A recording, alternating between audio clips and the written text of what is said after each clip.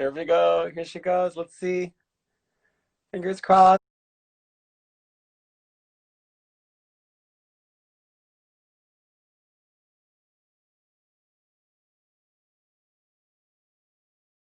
Connecting. Okay, yay! I didn't mean Ah! to decline. I just.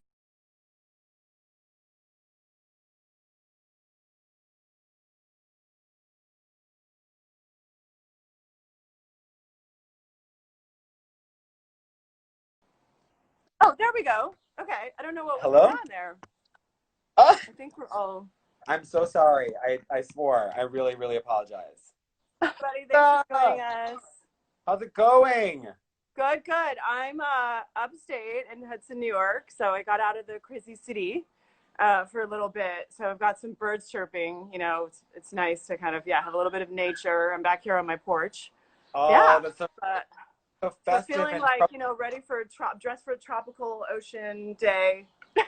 yeah, festive and tropical. I think that's what we need now. We love the little bit of this. Yes. Yes. Acting like I'm on a tropical island, ready to go in the ocean, and think I about some seaweed. oh, I know, I can't wait to dive deep into the ocean conversation with you because I know you're such a fan. We've traveled together. We've seen actually you and I have seen many oceans together, which Oh is so yeah. yes. So everybody that's coming in now, this is Dr. Amanda Parks, the Chief Innovation Officer for Pangaya. Amanda, I'm just going to jump right in. What does Okay. a Chief Yes. Innovation Officer of a fashion brand do? Yeah, it's kind of a new position, and we're inventing it. Like we're inventing a lot of things about the way we're formulating our company. But mostly, what I do right now is run our R&D materials research, and we're a different kind of brand because we are driven by R&D. Material science is at the core of what we do.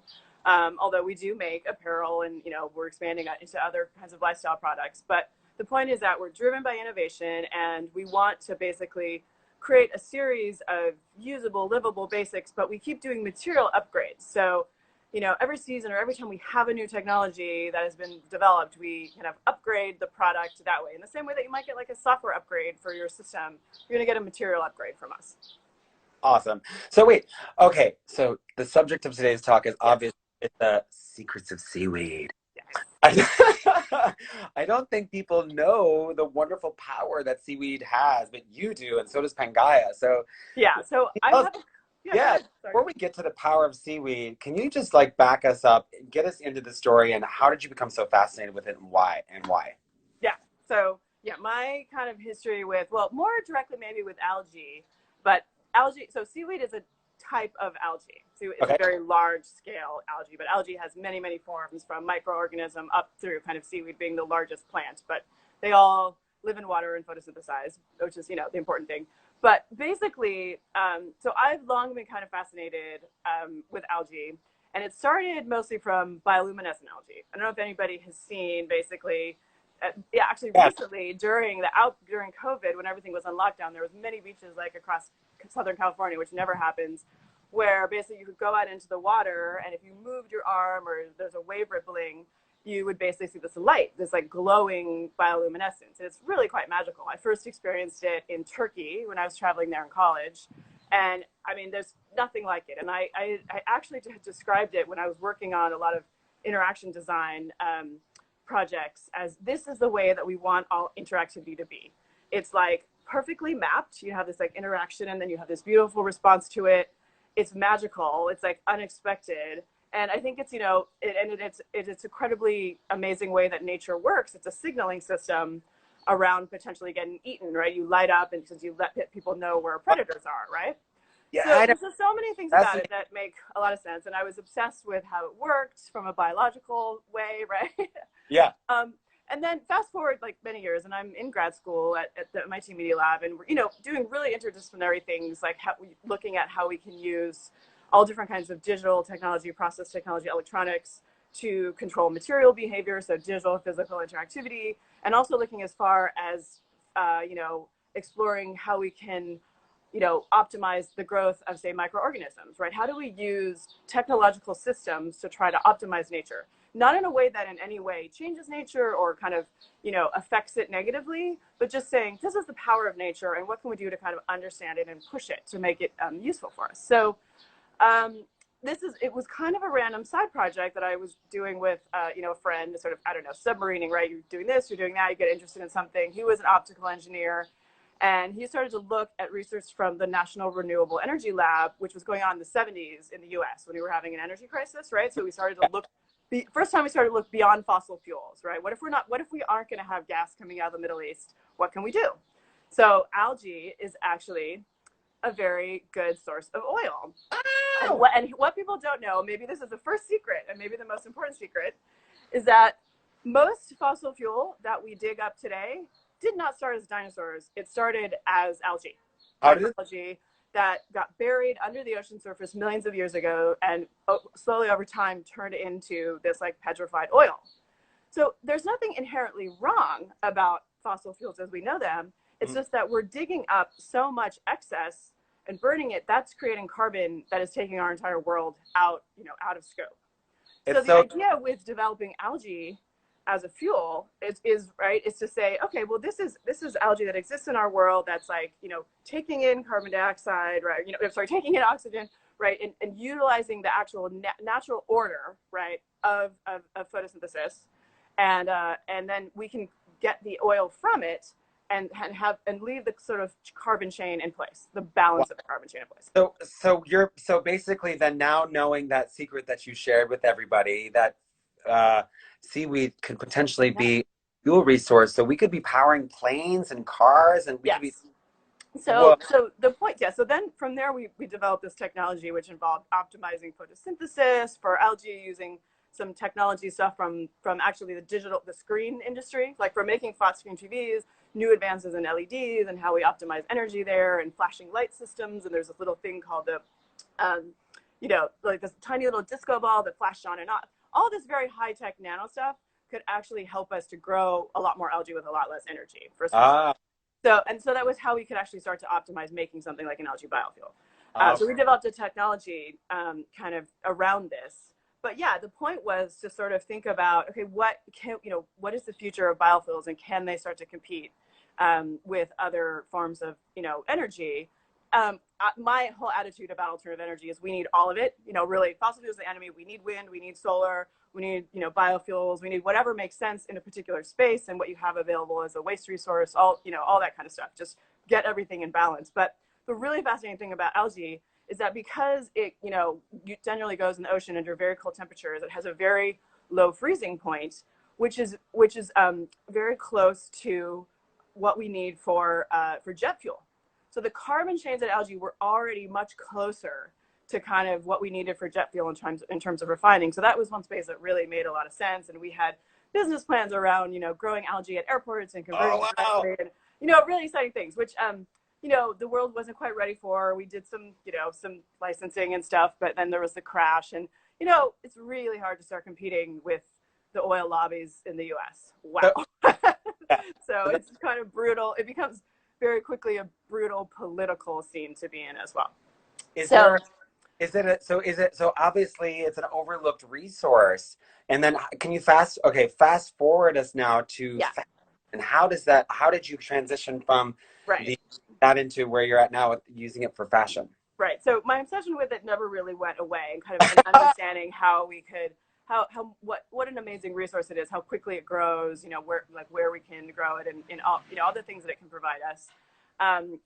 But of course I've always loved fashion, and there was a whole other track of my career that was about wearable tech and looking, much more about how we design for the body in more cohesive ways, how we kind of can change materiality, sort of, how do we rematerialize circuitry? So looking at the kind of future of sustainability of all materials and Mhm. getting interactivity out of them. So I think it was motivated by the amount of e-waste that I knew I was creating, and everybody at MIT was creating, with prototyping and making robotics. And it just becomes really terrifying what's going into those circuits. And you start to think about the functionality and the balance of all materials in the world, and it's impossible to not think about where they're mined and the same thing with traditional fashion materials. And I began working in this area more and more. I kind of came into it through the back end through wearable tech, but you very quickly find out, oh my gosh, fashion's the second most polluting industry in the world.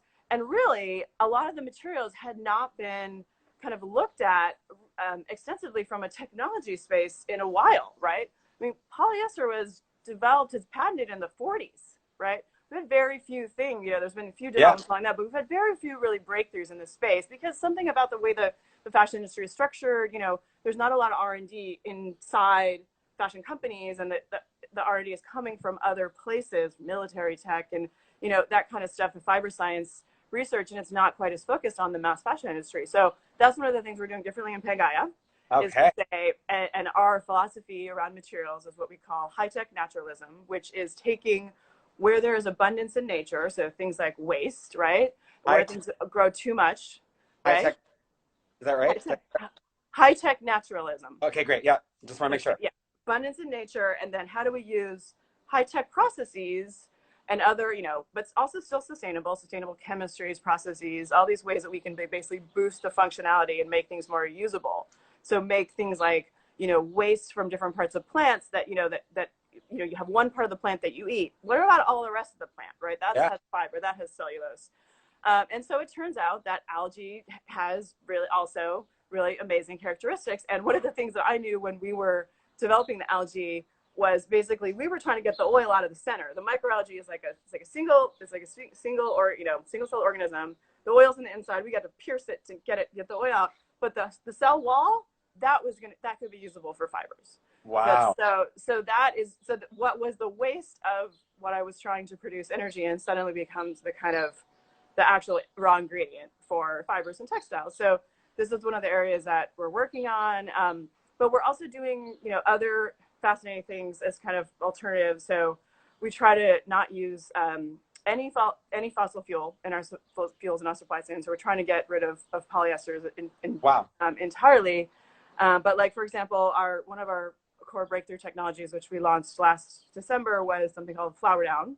Flower down. An alternative to goose down, but it has no synthetics in it because usually vegan alternatives to goose down are synthetic. So it's made with waste wildflowers, biopolymer, and an aerogel infusion, it's a very high-tech mixture and process, but we're using waste of flowers, right, to make something that mimics down. So that's kind of our philosophy.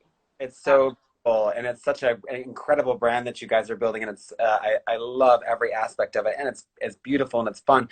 But I want to know about how long it takes to get the seaweed. What's the process? How does that work? I mean, yeah. So, there's all different ways, and we're so at the very early stages of this. There's a couple different companies working on it, which is all good. To be honest, it's not about one of the ways I think about competition in this space is we're competing with the status quo of overproduced, badly farmed cotton, right? So anything that anybody's doing to kind of replace that is good. And there's all different ways we can, do the processing, do the growing, all different strains. Everything in biology needs a lot of time and development. So, the simplest thing is to take the algae from places where it's kind of regeneratively harvested. So it's it's under tight control, and you're not taking excess, exactly what you're getting. It's very pure. So for example, we're using one farm in Iceland right now. Oh, wow. And of course it's very pure there, right? But the actual goal from my point of view, and this is where I think things get really interesting, is one of the things that happens because of climate change and pollution. Of course, you see these massive algae blooms. We've all seen them, right, in the news or whatever. And even most recently in the last couple of years, the east coast of Mexico, Tulum and Playa del Carmen has been just overrun with these massive seaweed. Is ruining the beach and the boating and the diving. And everyone there is carting it away and burning it. And, I'm on the beach there going, my God, what a resource, right? So what happens is, that the algae blooms. You still there? I'll keep talking. Yeah. So the algae blooms in response to, algae is kind of a magical material, and it actually kind of eats and filters the pollution. So things like phosphates and things that are bad stuff, it actually digests them and grows off of it. Sorry, guys. I keep talking. No. I was trying to find there's some questions coming in. I was trying to find the questions. Cool. Sorry, Yeah. guys.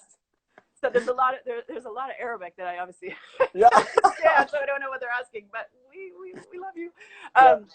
So basically the algae is growing because it lives off of bad things. That's one of the other magical things about it, is you can feed it phosphates, which usually basically what's in urine, waste. It eats waste, filters it, and sort of explodes. The algae is not the bad part of any sort of pollution thing. The algae is actually eating the pollution, filtering it. And so you should say, the algae gets a bad name. Here's the other secret, that it smells really bad when those blooms happen. Yeah. That's not the algae smelling. That's the phosphates that they're digesting. They're filtering Okay. the bad stuff, making the water cleaner. So blame the smell on the phosphates and the pollution, not on the algae itself. I feel very like protective over algae and like seaweed, being like, it's not smelly. It's It's not very smelling. lovely. It's only smelly when you feed it really bad things, right?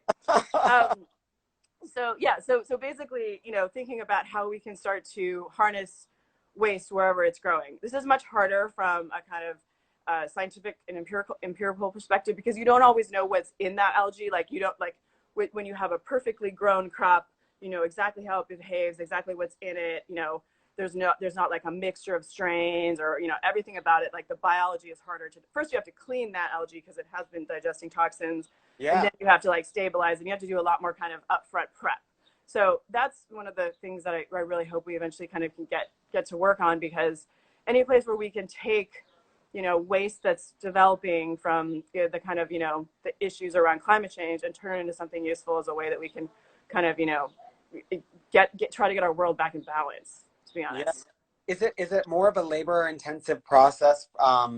Maybe you can tell us this secret. Is it more of a labor intensive process, for instance, than growing organic cotton? And also, how do you classify seaweed? Is it organic? How does that even Yeah, work? I mean it's a really good question, and I think it's sort of new new enough to yeah. So I think if it's in a sort of situation where it's like highly controlled and harvested, yes, you could call it organic. Mhm. I mean, it's probably not in the same way that we would certify something organic, because that has to do with what you're putting in the soil, and the infrastructure around that is much more about what we think of as traditional farming. But there's absolutely, like, if you were feeding the algae bad chemicals on purpose, then yeah, you wouldn't say that's organic, right? Yeah. But the bigger point is that when you're growing cotton, like any form of cotton, you're using a lot of land and a lot of resources. So you're using energy. Well, sun is usually free, but you're using land and water, right? And you're also taking that land from something that could be a different crop. Also, like a cotton really strips the ground of a lot of resources, right? So stuff, nutrients that are being taken out of it. So it's not kind of part of a regenerative normal farming practice. So you're depleting the soil of nutrients as you go. And traditional cotton uses, oh God, something in the order of like 5 times the amount of pesticides of any other crop. Like it's highly, Yeah. highly, don't quote me on that stat, but Yeah. it's really, really terrible, like from a pesticide point of view. So that's one of the biggest reasons. So I think it's a little bit about, comparing apples and oranges, but Yeah. not using land that could be utilized for other things, right? So algae grows abundantly in water, which is not used for other kinds of farming. So, that's kind of one of the things that we're looking at. It Which it, makes it, it, it eats, it has its own food supply chain. You don't have to feed it other things. It lives off of sunlight and phosphates, and Yeah. so And the yeah. ocean, it makes so much sense because the ocean is such a massive resource for every part of the world. Almost many, many countries are surrounded by it. So it could be a potentially great resource for these countries to tap into. Yeah. So, wow, we are getting so many questions, Amanda. I'm just going to start asking some. Sure. Yeah, please. You got such a great community here. Okay. Okay. Here, this one is from C. Whitfields. This is a good one. What qualities does seaweed add to the cloth? That's a really great question. Yeah, well, so that's a complicated one, because Okay. there's a lot of talk about the kind of all the benefits that that algae. So algae has lots of nutrients, right, and zinc and vitamins, and it's really good to eat, of course, right, from one perspective. And some of those kind of qualities can also then be embedded into the cloth, but we're not focused on like saying, oh, we're making a fabric that's a spa treatment, right? We're trying to use it as a fiber, and that's enough, quite frankly, to use the fibrous properties of it. It is actually quite soft and silky, but of course, like with any fiber, you can make very rough cotton, you can make very fine cotton, and there's several different ways about how it gets processed, what you mix it with, and quite frankly, we're still really exploring a lot of stuff. We're looking at mixing it with other stronger fibers for various things. So, for example, like eucalyptus, which grows also really abundantly and in a regenerative way. So, using like a wood pulp, like the early stages of like a lyocell mixed together. So, all different formulations of it, right? That and then even mixing it together with all different kinds of crops. We're working on some products. We like to talk about our green salad textiles and our fruit salad textiles. What's And the green? What's that? What's the green salad textiles? Fruit salad. What's that? well, just look. I mean, I don't want to give away too much, but just looking at mixing together, all different sorts of plants, whether they be kind of waste or sometimes really what it's about is to say there's not just one. There should never be just one be all end all crop for textiles, right? Good point. So it's like the reason there's nothing inherently bad about cotton, but we've overfarmed it, we overproduce it, right? So we want to use resources where they're available. So when you have multiple different things that you can mix together, that's this thing is abundant over here in certain quantities, this thing is abundant over here in X quantity, and then if you can start to make different textiles that mix all these things together, and to give you different properties, that's kind of I think that's a win. It also adds resiliency to your supply chains and all those things that are very good about keeping nature in balance. Yeah. So question, let's talk about, because I was just actually on a talk before this with Rachel Kibbe, Carmen Gama, and Roddy Clark, and we were talking about the breakdown of things. So how does seaweed comes from the ocean, how does it break down? What's the end of life like for a seaweed product? Right. Yeah. So I mean, it's like a salad and a seaweed. Yeah. So I think what's amazing, what's great about it is it's naturally biodegradable, and I think that's one of the important things for us is there's the question around biodegradability and compostability is so complex, right? When you start to think about chemistries and what gets done to things, so it's not necessarily that if something is natural it always will biodegrade, because it could be it's always about certain conditions, about pressure and temperature and humidity and all the things that happen in landfill versus compost, and it's really, really complicated. And to be honest, we're at the really very early stages of understanding it and testing it properly. Just in the last maybe like 10 years, really trying to get a hold of understanding what happens to the textiles, and also every single thing you add to them, the dyes, how that could the dyes possibly stop them from breaking down. I mean, general rule, as you might think, like intuitively, the more natural something is, the more regular it will be about breaking down. So and then from there, the science just gets more and more complex. So, it's all about a mixture of course, you want to make things that are quality and that last and people want to wear and keep, right? Just the kind of general anti-fast fashion thing. And yeah, they're high quality and that last. And then, other mechanisms, well, for the next stages of clothes. So, swapping is one thing. Renting, all the, this is from Rent the Runway. I'm a big fan of all these different models. I love clothes. I love having lots of different things, and I don't need to own everything. This is dually sustainable. This is from another one of my favorite brands, which I'm happy to shout out. It's called Farm Rio. And they make a lot of tropical print stuff, and they also, like with Pangaea, from every garment you purchase, we plant a tree, and they also do the same. And it's also rented. So it's just, all the stuff, right? So that's incredible. Wait, so tell us about that. Wait, before I get to that, there's a question I wanted to ask from somebody that came about going back to recycling. Sorry, there's so many, it's just so much stuff. Secrets. Okay. What kind of, this is from Marigosabdora. So what kind of finishing materials? This is a really good question. What kind of finishing materials go on the clothing of Pangaea?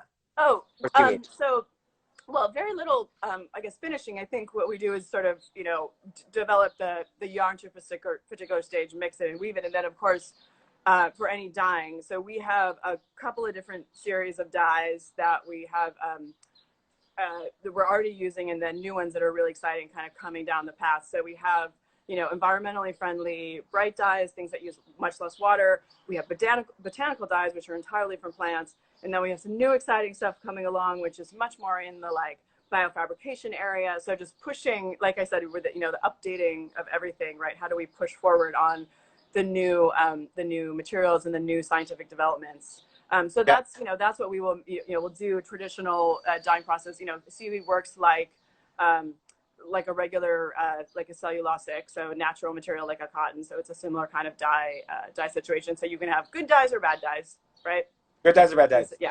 Let's get those good dyes. We do also do one other thing, which we do it's a natural antimicrobial mint. We do this on some of our clothing, which is basically, you probably have heard of antimicrobials that are, most of them are done with metals, like a silver or something, right? That's a way that naturally will kind of eat bacteria in your skin. So it basically helps the clothing to not smell as long. But mint also has this property. So we work with a company that has developed this wash. It's totally non-toxic. You kind of put it in with the dye, sort of loose.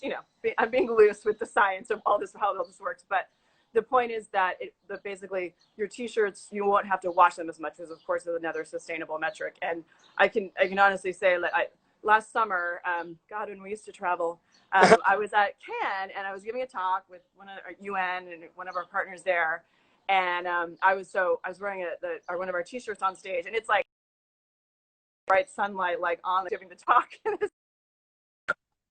villa, but I was sweating profusely, like just pit stains, like embarrassing. But I have to say, I got back to that night and took out my t-shirt, and I smelled, and the t-shirt didn't. And the next day it was fine to wear again, which was just really kind of weird to me. I think we're so ingrained, like, to wash our clothing so much, but that's another way that we're just helping with the sustainable profile. So there's a couple other things in that realm that we're also working on, some functional treatments, that kind of stuff, things to help you not not get stains, not get smells, all that Yeah. kind of stuff. Because that's so right, because then that contributes to more washing and more weight. Yeah, that's really important.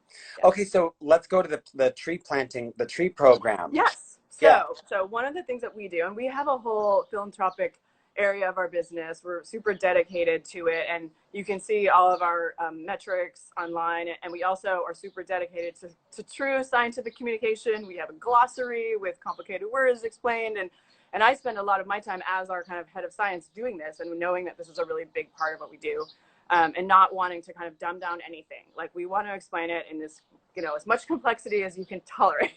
Yeah. So we do philanthropy. The first thing that we've done, we have a lot of different programs going on. Like, for instance, we just launched a whole fund called Be the Change, BEE, which is about all sorts of donations and sort of support around bees, because, as we know, they're in massive danger of extinction. Yeah. And also, they are the ones that pollinate all of the cool plants that are in our fruit salad, and they're the critical thing to be able to grow all the ingredients of our textiles. So we need to be supporters of the bees. We also, for every garment you purchase, we plant a tree, different kinds in different places. And so we have an upcoming collection that's going on sale on Thursday. What's it? It's called the Coral Collection. Yay! The colors are inspired by the deep ocean. It just so happened that it's coming out right now. It's perfect, right? By deep ocean colors of coral. And then for this, we're going to be planting, for every garment, we're going to be planting a mangrove tree, which that actually protects the coral, because it sort of roots itself into the banks, and helps to not have ocean erosion, and all the stuff about where the land meets the sea, and all the ways that trees, the kind of ocean and water-based trees, can protect the two sides. So reinvesting back into your absolutely. And we tell people, when you buy this, you planted that tree. Like, you're spending your money, but we're doing this for you. We've set it up. Like, we want it to be all part of the chain. I love it. So wait, okay, so can you tell us a little bit more about the Ocean Coral Collection and what that's about and why? So it's I mean, it's a sort of it's mostly just new colors. We have all these kinds of libraries of colors that are coming out, and it's right now our main collections are like t-shirts, hoodies, track pants, shorts, crops, like everything in that range. That it just so happened that we had our products turned out to be a very good work from home uniform, that's for sure. So a lot of people hanging out in our tracksuits and then into our shorts for summer. We are expanding the lines, and every day we're growing as quickly as we can. I know. I feel a lot of these comments coming through about more track, more. Yeah, I know. And guys, I guess what I can just say to you from on the back end on the science, like, we are making things as quickly as we can. We will never, do anything that isn't responsible, that we haven't tested properly, that we know the source, and science does take a long time, and we never want to overproduce, right? And that kind of thing. So we are trying to grow, but also we're only about 1.5 years old. I mean, I've been working on some of the research for longer, and we of course partner with people who have been doing research for longer, but all the new innovations, it's kind of funny, like fashion works on this rapid scale, season to season, quarter to quarter, and like science is like 7 years to get something, to market, right? Like, we work more on biotech scale. We're definitely trying to speed that up, just so you know. Like we're and we're partnering with people who have been doing research along the way, and that's kind of how we like to work. Some of the research we do from scratch ourselves and bring people in. Some of it, what we like, we know that this other company is doing something great. We want to do a partnership with them. So the point is to kind of meet the innovations where they're at and just do everything we can to bring stuff to market quickly. And the other thing about us on the back end, which might be important for other brands out there listening, is we also have a B2B channel. So the point is, we absolutely want to develop all of these technologies like the flower down and patented and get it, but we also want to spread it across the industry. This is not about exclusivity. We want the whole industry to have change through this. So we sell it and license it on the back end to other brands. Good. And it's another core part of our business. I mean, of course, that's something we also make money off of, but it's a win-win, of course. But there's this idea of exclusivity around a material that we just think that's wrong. Like if you've made an innovation, like, we want to get it out there first and start showing people and talking about it and selling it, but then the industry needs it. So yeah, I mean that's such an amazing proposition, because again, go back to the ocean is a massive resource, and how much it is, and all of the land that it touches, and the resources that potentially people who have been displaced from whatever could access. So that could be really something really powerful. So that's fantastic, Amanda. So what's next for you guys in the innovation space with Seaweed? Can you? Yeah, so I think, our big focus is on agricultural waste and all the things that we can do with it. And we're working on, and I can't say too much, but the other thing that's really, there's been no solution yet, is kind of replacements, bio-based replacements for polyester and all the synthetics. There's reasons why we want synthetics. We love athletic wear, we love spandex and lycra. And right now there is really no existing natural fiber that kind of performs like that. So we are entering a new exciting breakthrough partnership on that, and also working on how this can incorporate agricultural waste as part of it. So there's no more fossil fuels. So we don't want to give up anything about the functionality that we love from nylon and polyester and spandex, but we can change some of the base molecules of it. And that's a long-term research project. It's not coming next week. But I think in the meantime, there's other like small things, new biofabricated inks from a lot of very interesting sources. We've got some new product lines coming out. I didn't fully check with our marketing team about what I was supposed to say before this. so I'm like, I don't mean to be like, I'm just done. Yeah, please check our website. Everything is being released as it, I'm on the back end and science and digging with the nerds. So we have a wonderful front-facing customer service and marketing team and everything. So I'm so happy that they can answer all of any of the what is launching when questions. Yes. So I mean, what's super different about our company is that I'm actually focused on things that have 2020 launch dates, which is as far as fashion ever thinks in terms of new materials. I'm even thinking about things that are like 2025, right? Yeah. In terms of like what we can get done from very early stages, because one of the other super exciting materials in the ocean, so in addition to algae and seaweed, there is chitin. Do you know what this is? Well, so it's much lesser known, but it is the sort of after cellulose, basically this like the second most abundant material, right? So and where it comes from, it's the waste product of seafood like shrimp and lobster. So if you think about it, when you like, peel your shrimp, that stuff is like plastic. It's like a naturally occurring bioplastic. Yeah, yeah. And utilizing that in formulations of bioplastic, like it's also slightly transparent. It has a lot of amazing stuff that basically qualities that we want in plastic, that we can just take, that are already occurring naturally, because things are in water, they tend to be more waterproof, or yeah, exactly. Those qualities, right? So let's utilize it. And also what's super amazing about it is it actually, I mean, there's different ways to formulate it, but at a base level, right, it's actually stable in regular water, but it breaks down in salt water. Like salt is part of how it breaks down. So when we start to think about end of life, which there's a lot of steps in the middle, but salt is one of its mechanisms in a Mm. good way. So imagine like, you know, having like, you know, your summer jewelry line. Like I love like fancy jewelry. Like these are straw, but you know, a lot of it's plastic, right? But imagine having that, and then at the end of the summer, you just throw it in the ocean and it dissolves because of the salt water.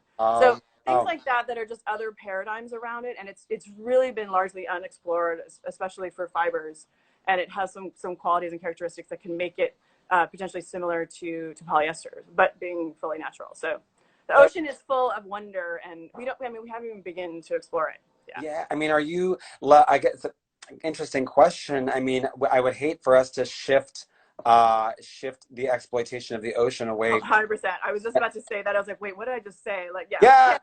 but is It's there, all. you know what, from I, a science point of view, Amanda, and like, is there a way for big brands like yours and in the fashion industry to work with nature, to work, you know, symbiotically to make yeah. sure to regenerate? Because it sounds like that's what you guys are doing is the regenerative culture of a fashion. Yeah, we're certainly in that model, and I think you know this is all part of a bigger thing that is about the transition to the bioeconomy, which I talk a lot about, like nerd. You know, you've heard Yeah. me talk about the World Biomarket Summit probably 100 times, and I annoy everyone on my team. It's this very nerdy conference, but what it's talking about is really that if we want to get out of the fossil fuel supply chain, or we want to get back to a bioeconomy, which is about basically this circle where there's an interactivity naturally that occurs between like food and agriculture, materials, and energy. And those kind of move interchangeably amongst each other. So, in the same way that algae can be a source of oil, it can also be a source of cellulose, and it can also be a source of food.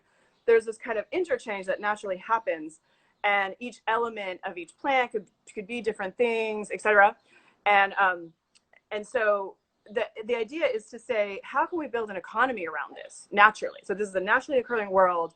We don't have to say we can't ever build anything, we can't ever make any money, we can't grow it, you know, we can't, you know, we can have products.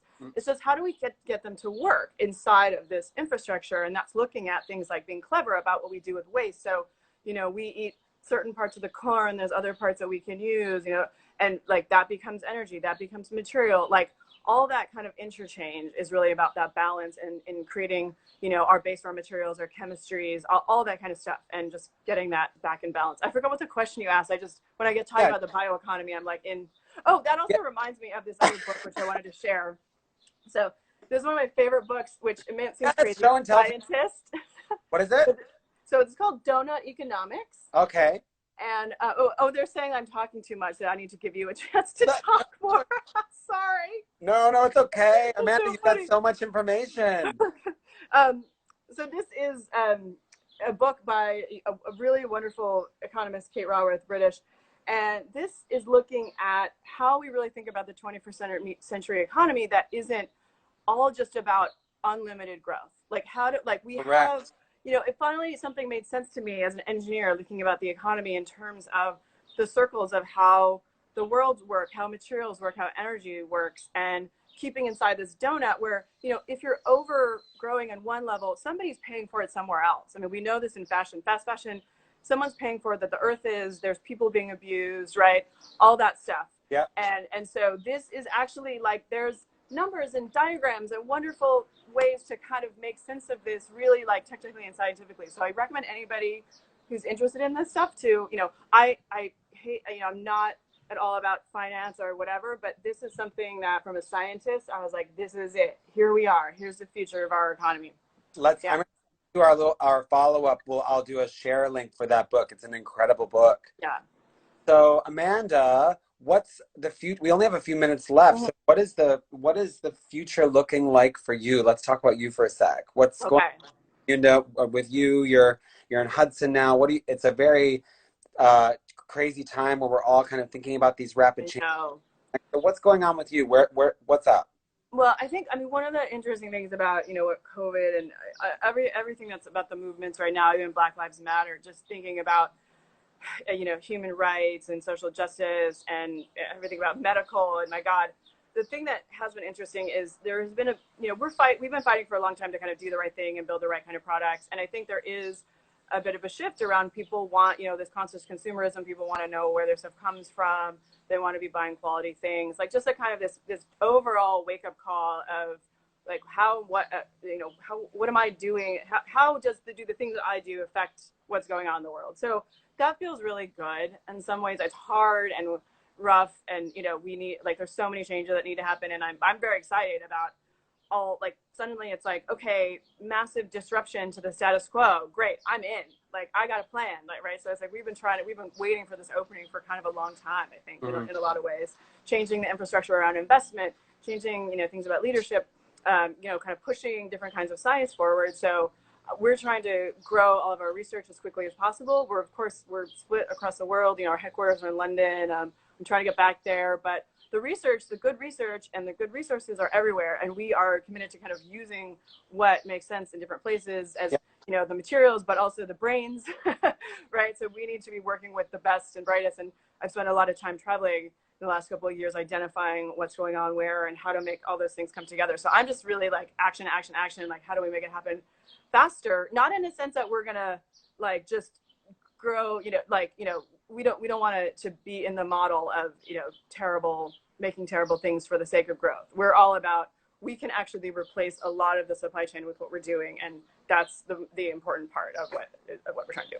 That's amazing, Amanda. And how do I know you said that you want to be, thank you for sharing that insight as well. How do people connect with Pangaea? I know you said you want to provide resources, maybe big brands or small brands. What's the best way to connect? So first through our Instagram and social media, and we have a newsletter that we send out. There's a lot of information on our site, and we're very active through Instagram and and LinkedIn as well. We're hiring too. There's lots of job postings, which is exciting to be able to say. So that's really the main channel in, and we're trying. We're a small company, so be a little patient. Like, just we're really, it's been great growth, and we're very happy with that. But sometimes the growing pains of building a business, especially during lockdown, it's been insane that we've even been able to manage the supply. I know I see a lot of this. Please restock the sweatpants. I know. Oh, and we're making it as fast as we can. I feel like we need to post some pictures of the the factory, or like, there's someone sewing your sweatpants. But everybody sewing your sweatpants is being treated well and paid, and all that stuff that matters. So so you don't want them if we can't make them properly, is what I'm telling you. Yes. Oh God. So that's what I'm excited about, is the faster that we can get the new materials to market. And also we're like, as a company, we put our profits back into our R&D, which is not like other fashion companies. That's like kind of a weird, unheard of model to kind of move back into our own research. It's very much actually how like tech works. Like Apple or Google are obviously putting a lot of their money away into R&D to own their supply chains for 10 years in advance. So we're convinced that the more that we sell, we actually can make more innovation more quickly, as soon as And we love hearing that. Congratulations to you. Congratulations to the team. Thank you. Yeah, no, the team is absolutely wonderful. Like, want to give a shout out to all my team. They're incredible people. Like, our founders. We work as a collective, and everybody just has such a great mission in place and is working so hard. So thanks everybody for Look forward to that, and more Seaweed Secrets from you soon. Everybody, thank you so much, Amanda. Thank you, Patrick. Happy birthday. Everyone wished Patrick happy birthday. It was a couple days ago, but I miss you so much. I can't wait to give you a hug at some point. I know, me too. Yeah. Thank you for joining the Fashion and Oceans program. United Nations World Oceans Day, with my partner from Eco Shaker and Peace Boat, and we're just so honored and excited that you want to save the oceans and you're passionate about that. So we look forward to with you, and this talk will be linked so we can share that with everybody. So thank you so much, and thank you. Okay, thanks everybody. I've been trying to follow the comments, but there's so many. You have such a passion. Hello, waving hello to everybody. So okay, bye. Bye.